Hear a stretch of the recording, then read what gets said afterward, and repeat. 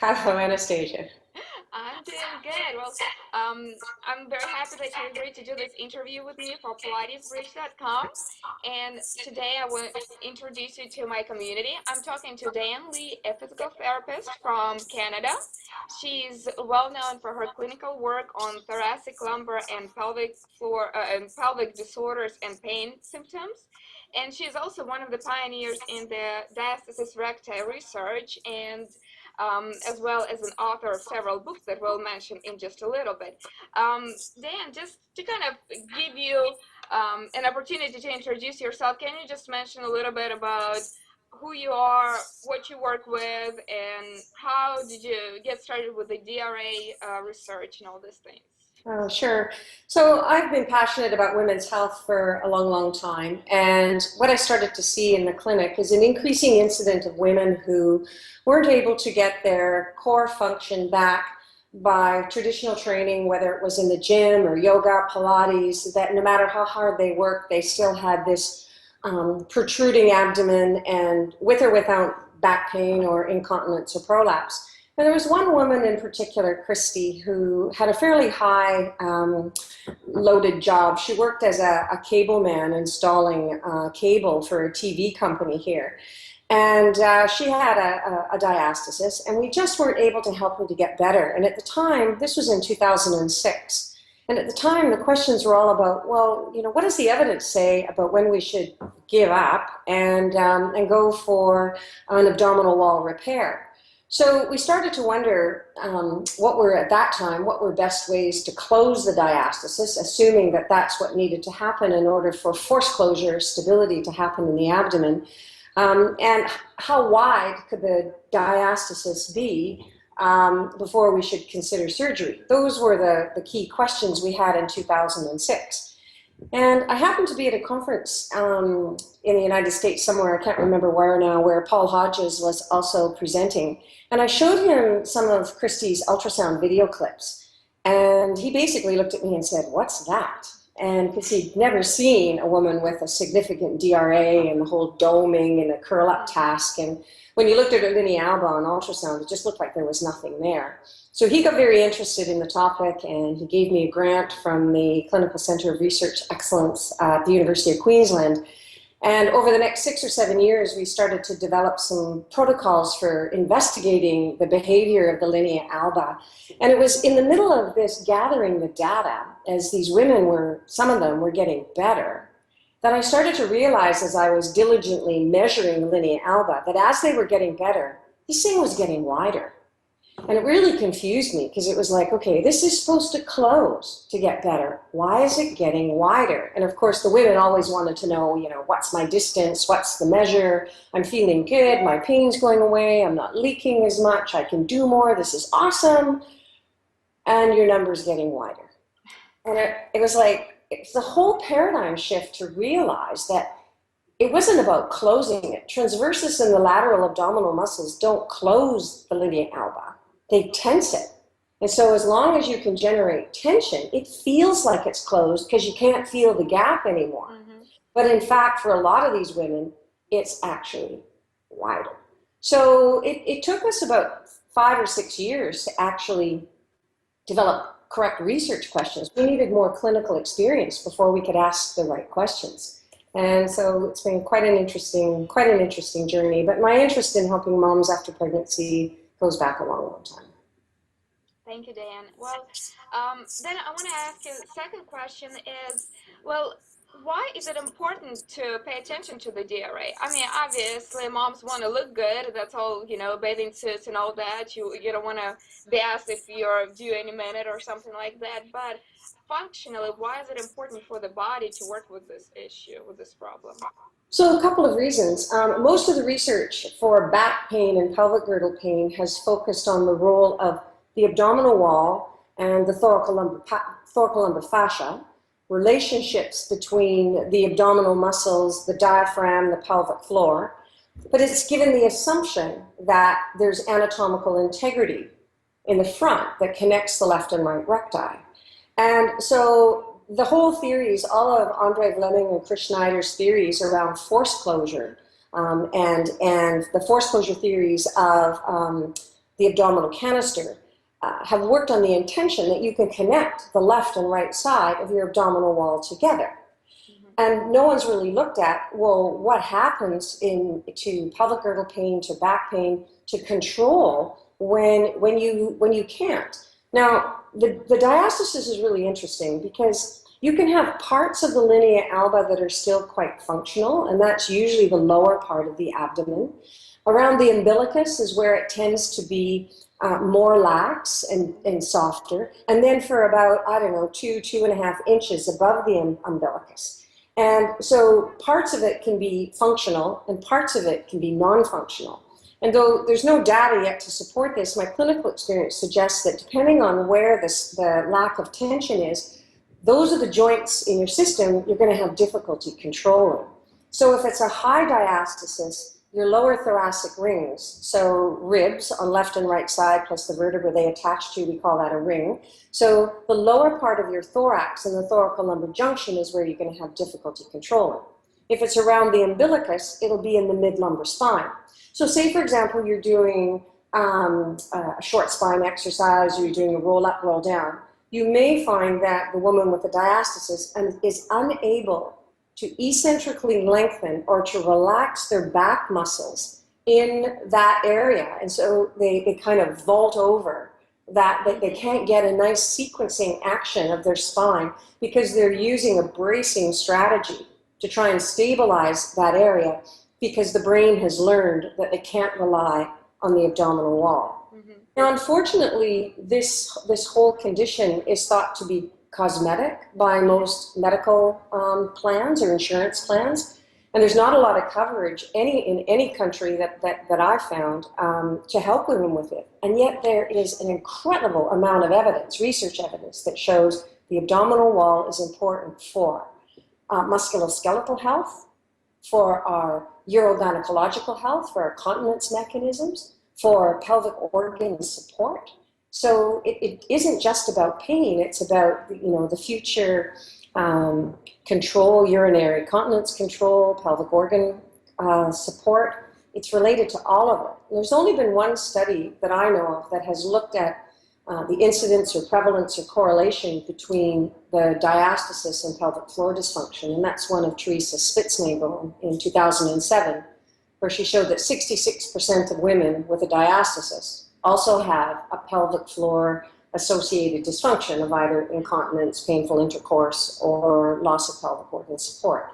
So little data, but clinically it really appears to correlate. And the thing that drives women for help is often not pain, it's when they start to leak. When they start to leak, or they start to have pain with intercourse, or they start to feel more pressure in the perineum, that they start to get a bit worried about it. Okay, so those issues, they will be, those pelvic floor disorders, they'll be more linked or more prevalent in women who will have DRA at, of some level, right? I mean, not necessarily. It looks like it. There's no, I can't say that equivocally from the evidence, but it certainly seems like it, because it's a functional integrated unit, right? Okay.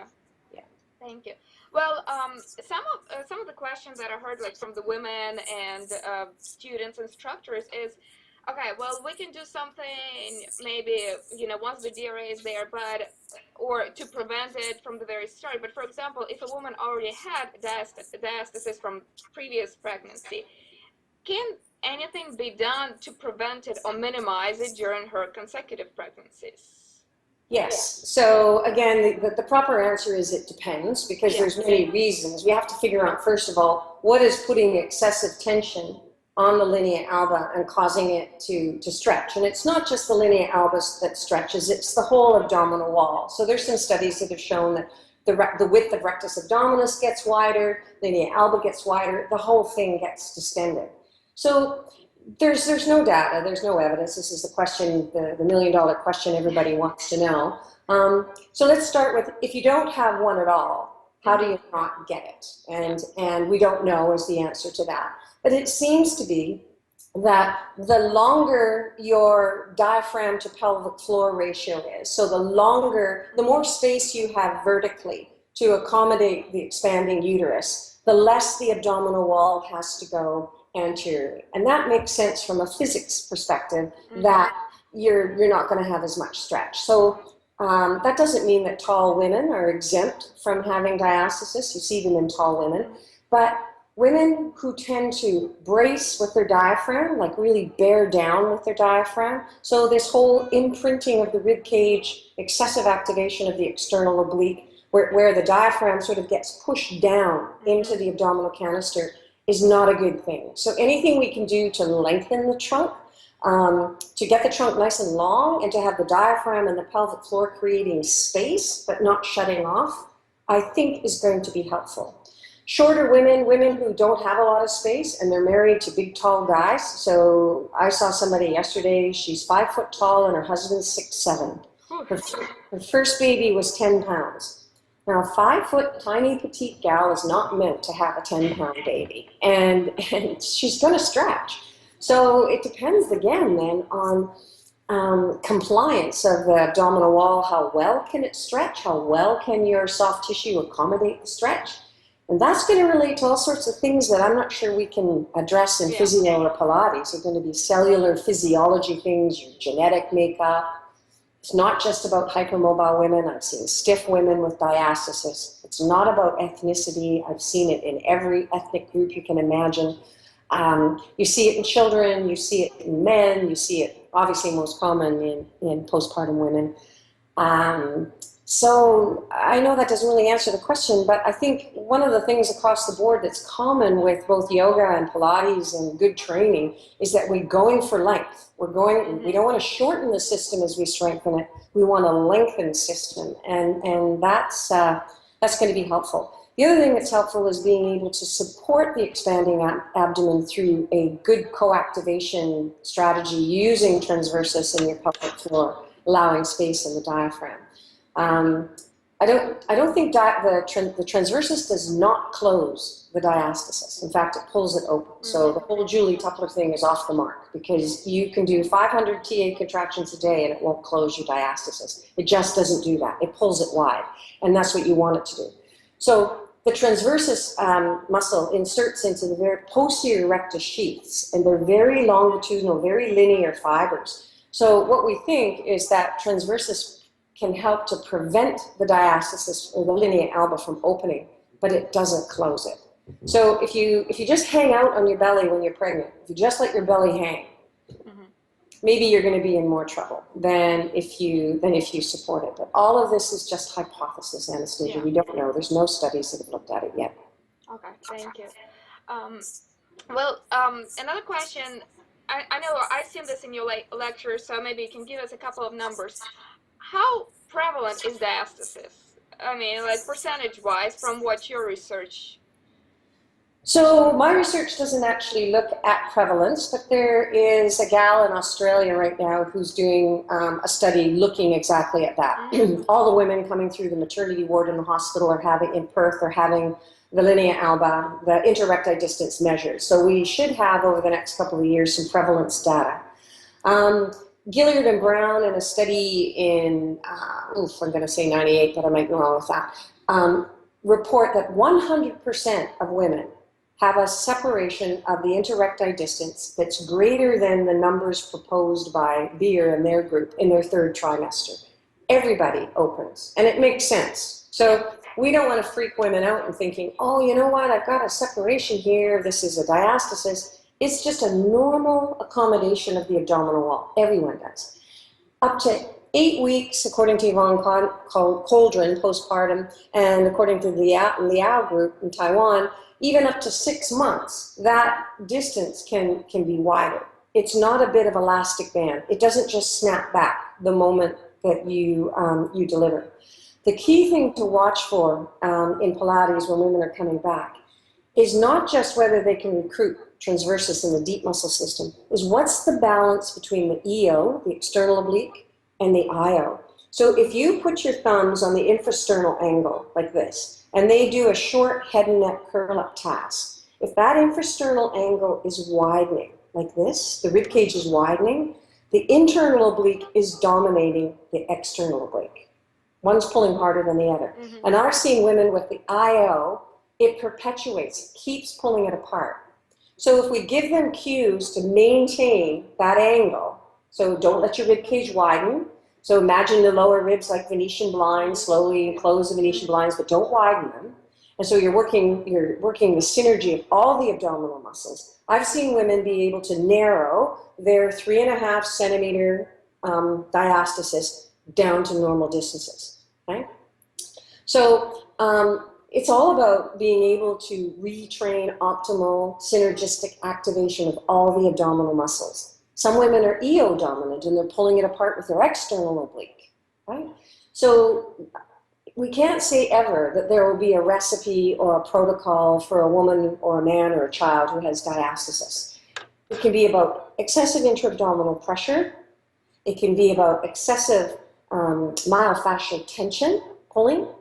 It can be about insufficient activation of the abdominal wall totally. So in children, when you see it, some of these kids have never really learned how to use their core muscles properly, and they live in their back. They also often have hyperlordosis, their little bums stick out, their bellies protrude, and slowly the pressure of the organs just starts to stretch things, which is the same you see in a man, an older man who has a lot of fat in the omentum. So he has quite a tense, he's got a lot of intra-abdominal fat.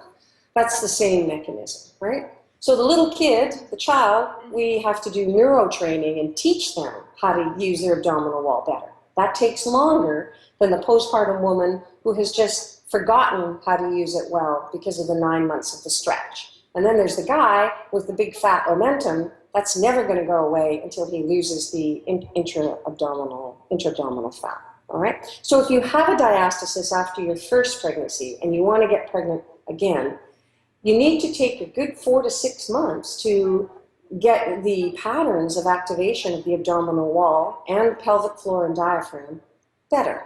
So you go into your pregnancy with better patterns and then support the second pregnancy perhaps in a better way. And I've seen women who have maintained the diastasis, so it hasn't gotten worse through their second pregnancy. And I've also had one woman rebuild her linea alba through pregnancy because of the constant tension that the increasing pressure emitted on the linea alba. It fits in beautifully with the tendinosis research. So if you want to repair an Achilles tendinosis or gluteal tendinosis, you have to progressively load it. You don't want to offload it. So we don't want to be putting these women into belts, and we'll talk about that in a moment. You want to load it, and that's why good progressive abdominal training will load the linea alba and will lay down more collagen.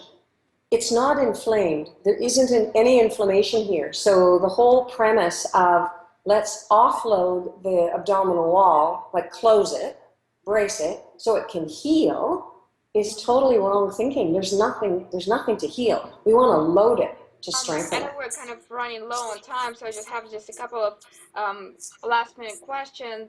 One of the things, again, at the very beginning you mentioned that with your research you noticed that the DRA was widening as the transverse was getting tighter as you're doing.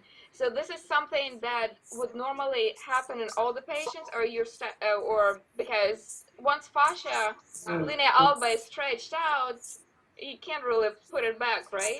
I mean, it can't. There is a point of no return. Yeah. That it's not a number. So we can't, there is. I can tell you that a woman at 18 months that has a 9-inch DRA, I'm not likely going to get that better. Yeah. But the gray zones in here, the ones that are like 1.5 inches, 2 inches, these ones, some women can generate enough tension in the midline to be quite functional. They never have a flat tummy again, so it's never really cosmetic, but they can be functional, right?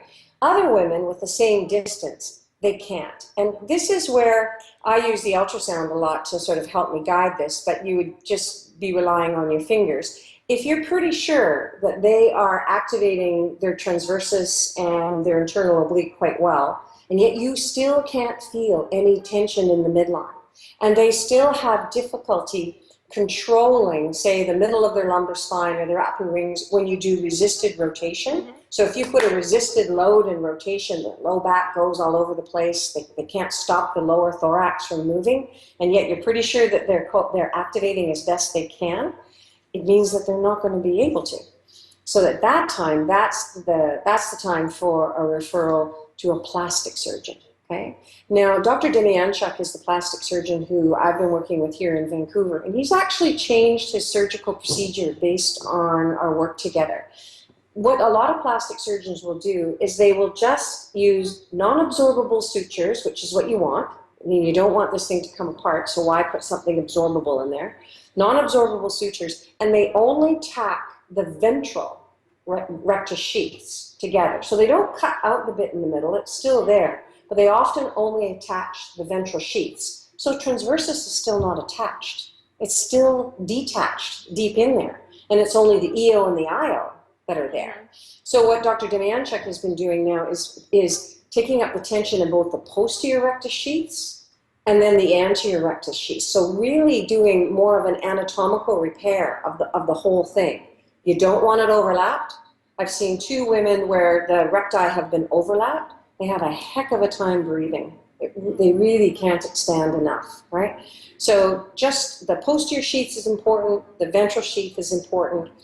It's a big surgery, but the end result at the end of it looks good, it functions well, and we have to stop calling it a tummy tuck, because the tummy tuck has such negative connotations for both women and for other people. You have to call it what it is. It's a recti plication, so you plicate, you bring together the recti, and an abdominoplasty. So the abdominoplasty is the skin repair, and the recti plication is the muscle repair.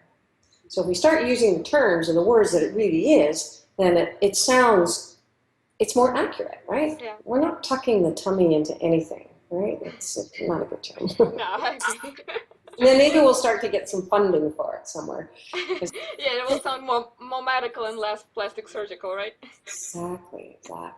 Well, just 2 more. One really fast question, and one just to talk a little bit more about research. But one question: do you recommend using any type of belts postpartum, or any type of support for that abdominal wall? I do actually, but it's meant to be as an adjunct. So the belt has nothing to do with the linea alba or the diastasis. The belt has everything to do with using intra-abdominal pressure to help support your back. So if a woman is really having considerable back pain or pubic symphysis dysfunction or sacroiliac joint pain, sometimes by adding a little bit of support through either, depending where it is, either a pelvic belt, such as the baby belly belt. So the baby belly belt, my new baby belly belt is really not for DRA, it's really intended for pubic symphysis dysfunction and sacroiliac joint pain in pregnancy. The general abdominal binders that come up a little bit higher can be really helpful when you've got 3 kids, a 4th on the way, or 2 kids, a 3rd on the way, and you got to lug them around as you go get groceries, and your job requirements, your loading requirements for the day are just more than your back can handle. So the brace, the support, just gives you that extra little bit of intra-abdominal pressure that will help to lift and separate the thorax off the pelvic floor, and will help you back.